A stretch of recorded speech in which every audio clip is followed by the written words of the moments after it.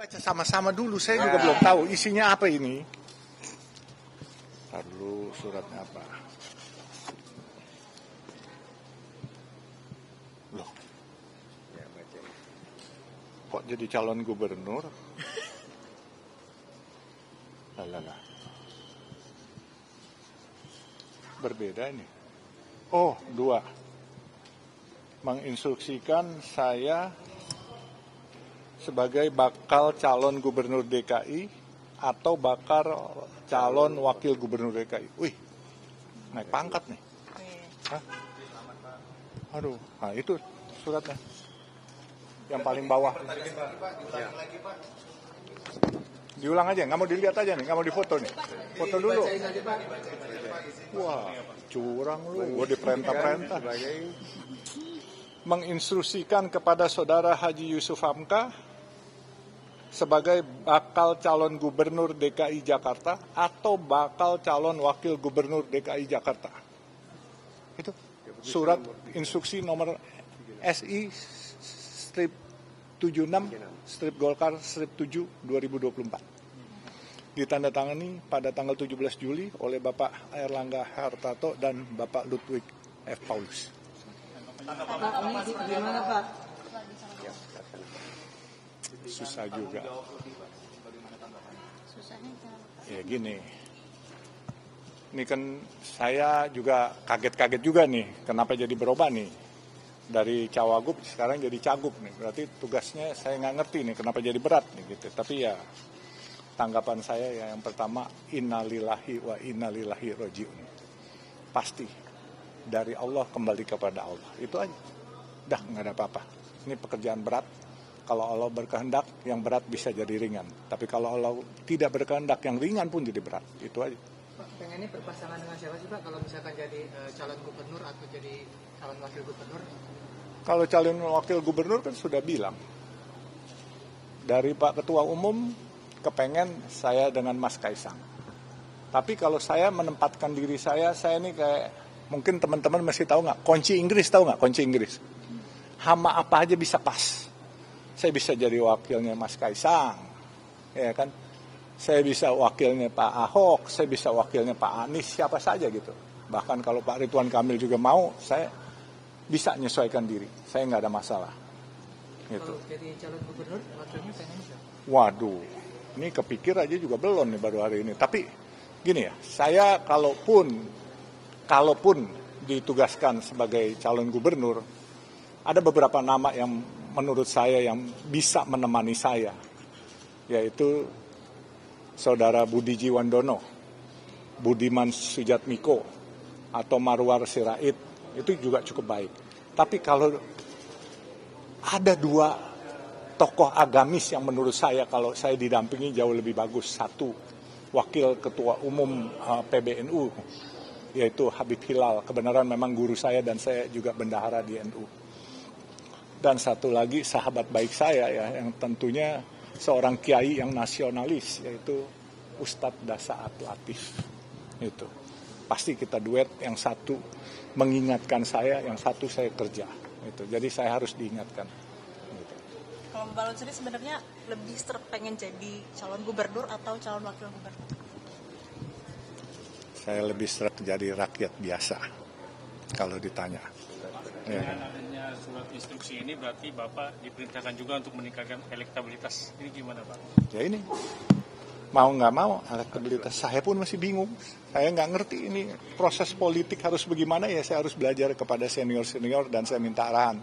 Tapi saya selalu berprinsip begini, selama niatnya lillahi ta'ala, pasti ada jalannya. Ya, kalau ini memang untuk kebaikan dan warga Jakarta mau saya, insya Allah kita akan berikan yang terbaik.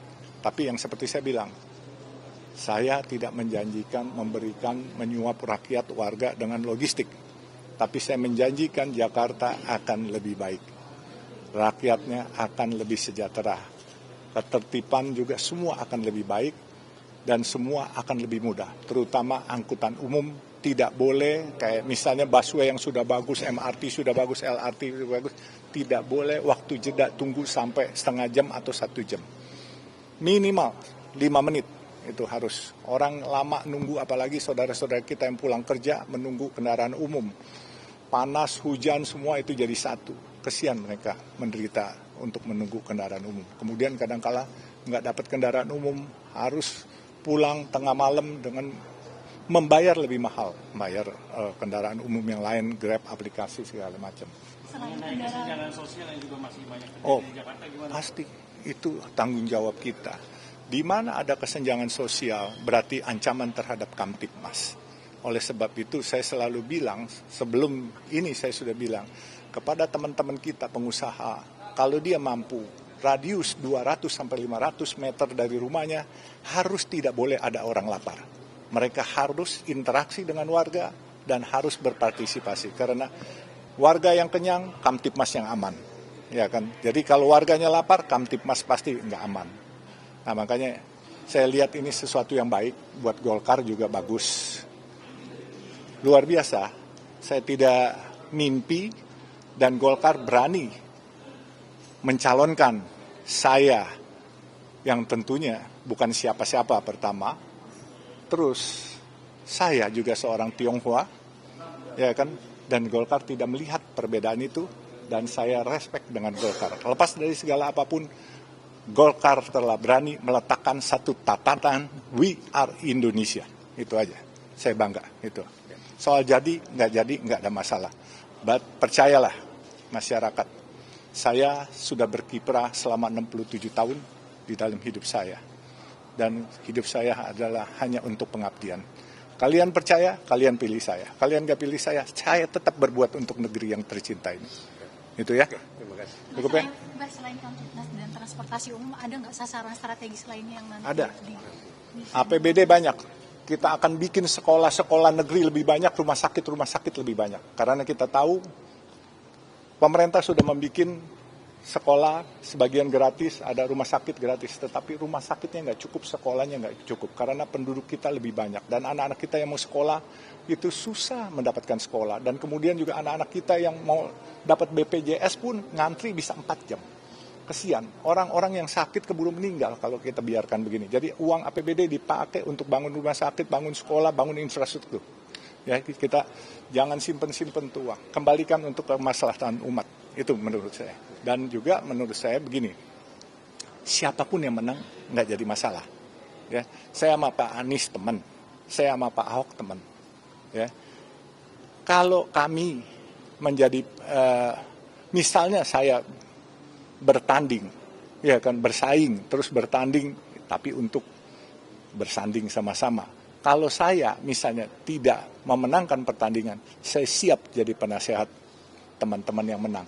Tapi kalau kami yang menang, tolong kami dinasehati. Itu aja.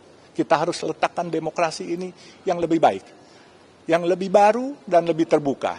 Jangan lagi demokrasi yang ada ini kita sulap dengan hal-hal yang tidak baik. Biarkan ini murni, tulen. Jadi tanpa embel-embel, kerja juga tanpa embel-embel. Kalau jadinya pakai cawe-cawe, pasti kerjanya cawe-cawe. Insya Allah saya akan bawa ini, kalau memang Allah berkehendak, rakyat menghendaki, kun fayakun, saya akan kerja baik untuk warga Jakarta. Makasih ya. Makasih. Selamat Pak. Jadi saya harus kemana? Feels like campaign. Selamat ya. Kasih tahu ya sama humasnya yang merah.